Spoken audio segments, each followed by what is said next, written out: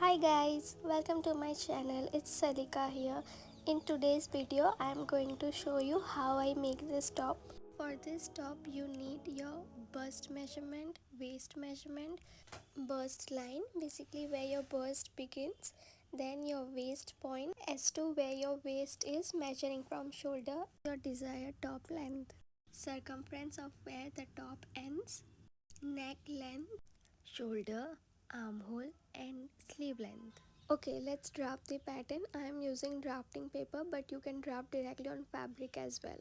First of all, we will mark our top length. My top length is 18 inches plus 1 inch of seam allowance, so making a mark at 19 inches. Next, we mark our waist point and our bust line. Extend all three lines. Next, we will mark our shoulder. My shoulder is 7 inches, and after that we will mark our neck width. Mine is 3 inches. Now we will mark our bust measurement. My bust measurement is 34 inches and dividing it by 4 gives me 8.5 inches, and I am adding 1.5 inch of seam allowance, so making a mark at 10 inches. Similarly, mark other two measurements. Now mark your neck length and extend your neckline as well as your armhole line. Connect your body measurements. Measuring 1.5 inches, give shape to your armhole and then to your neck. Next, bring your shoulder down by 1 inch, and by measuring half inch, give shape to your front armhole. Now cut the pattern and retrace the pattern on your drafting paper.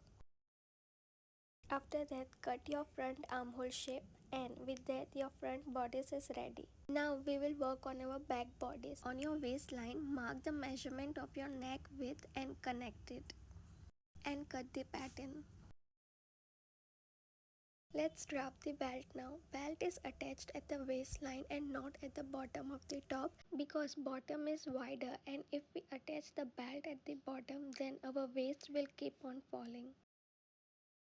As I want my belt to be of 2 inches, I will mark 1.5 inch above the waistline and 1.5 inch below the waistline. Then extend your lines and give shape to your belt. Then curve the bottom and cut the open back portion and the bottom curve. We will be attaching a small strip here that will hold both the pieces together. So make a mark at 2.5 inches from top. Cut a belt measuring 28 inches long and 3 inches wide and tape it to our back bodies. And with that, our back bodies and our front bodies both are ready. Really sorry, but as I was drafting the sleeves, suddenly my camera stopped recording and I have already cut it. So now I am showing you the drafting of sleeve on a page. So first we will mark our sleeves length. My length is 23 inches plus 1 inch seam allowance, making it 24 inches. As these are gathered sleeves, I have taken width of 13 inches. Now from top, take 3 inches down. You can add 1 or 2 inches to it if it's for larger size, or if you prefer looser fitting. Then take 1.5 inch inside, which was your body's seam allowance. Then measuring half inch, give it front armhole shape. I am using satin silk fabric here, but you can use cotton as well. Place your front pattern on the fabric and cut 2 pieces. Similarly, cut 2 sleeves and 4 pieces of back. Cut a small strip measuring 7 inches. You will end up with 4 back pieces, 2 sleeves, 2 front and 1 small strip. Now onto the stitching. First of all, we will stitch our neck and the bottom. After stitching the neck, make small cuts around the neck so it can flip smoothly. And then flip it inside out. Now we will stitch the edges of the neck. To do that, open your shoulders and push your seam allowance in one direction and top stitch that. While stitching, keep on checking that your seam allowance is under your needle. This stitched neck is your inside part. Now stitch the strip and cut the excess if any, and then using a safety pin, flip it inside out. Take 2 pieces of back bodice. Sandwich the strip between the two pieces facing good side each other and pin it. Then start stitching from the top, covering the entire belt and stop at the edge. And then make cuts around the curves. Using the scissor, flip the belt as well as the top inside out.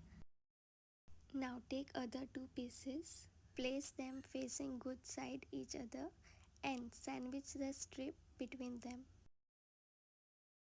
Again, start stitching from the top, covering the entire belt and stop at the edge. Give small cuts as well and flip it. Identify the inside of your front bodice by checking on the neck edge stitch and place the inside facing upward. Open your back shoulders and sandwich your front shoulder between them and make a straight stitch at the top. Then flip it inside out. This will give you clean finish inside as well as outside. Once again, identify the inside of the top through neck edge stitch and place it facing downwards. Take the sleeves, fold them into half and identify the front and back portion of the sleeves. The smaller portion goes in the front and the bigger portion goes in the back. Start pinning the edge of the sleeves with the edge of the armhole and leave 1 inch above and below the shoulder for gathering. Once pinned, it should look like this. There will be gathering in the center. Then stitch it. One stitch, this is how it will look like. Then serge the armhole or do zigzag stitch. Take the edge of your sleeves and fold it twice to make the casing for elastic. Before stitching it, take a piece of elastic and verify the casing size and then stitch it. Wrap the elastic around your wrist and add an extra inch for seam allowance and cut it twice. Using the safety pin, insert the elastic inside the casing. Once the elastic is inside, secure it with stitches. Pull the elastic from another end and secure it as well. And repeat the same with another sleeves. To do French hem, stitch the wrong sides inside together. Cut the seam allowance. Flip it inside out. And stitch the sides again. Flip the top inside out and with that our top is ready. Hope you found this helpful. If you still have any doubts, please let me know in the comment section. Thank you for watching.